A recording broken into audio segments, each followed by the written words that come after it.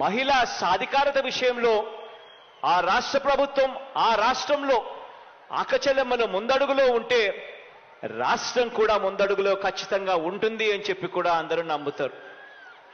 ఈరోజు నేను చెప్తా ఉన్నా, గర్వంగా కూడా చెప్తా ఉన్నా, దేశ చరిత్రలో ఎక్కడా కూడా జరగని విధంగా, రాష్ట్రంలో ఇంతకుముందు ఎప్పుడూ కూడా చూడని విధంగా 21వ శతాబ్దపు ఆధునిక భారతీయ మహిళ మన గడ్డ మీద గడప గడపలోనూ ఆవిర్భించాలన్న లక్ష్యంతో ఈ 56 నెలలుగా మీ బిడ్డ ప్రభుత్వం ప్రతి అడుగు కూడా వేసింది అని చెప్పి కూడా గర్వంగా తెలియజేస్తా ఉన్నాను. దేశంలో ఏ రాష్ట్రంతో అయినా చూసుకున్నా కూడా రాష్ట్రంలో ఎప్పుడూ జరగని విధంగా తేడా కనిపించే విధంగా ఈరోజు అడుగులు పడతా ఉన్నాయి.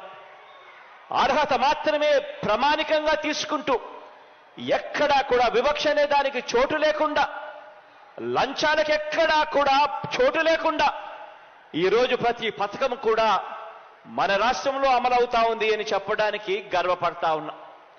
అందులో భాగంగానే ఈరోజు అక్షరాల 6,400 కోట్ల రూపాయలు నా పొదుపు సంఘాల అక్క చెల్లెమ్మలకు నేరుగా బటన్ నొక్కి వారికి ఇచ్చేలా ఈరోజు అడుగు వేస్తా ఉన్నాం. ఈరోజు అడుగుతా ఉన్నా నేను, ఈ ఒక్క పథకానికి సంబంధించి అక్షరాల 25,570 కోట్ల రూపాయలు ఈరోజు ఈ ఒక్క పథకానికి సంబంధించే మనం ఖర్చు చేస్తా ఉన్నాం.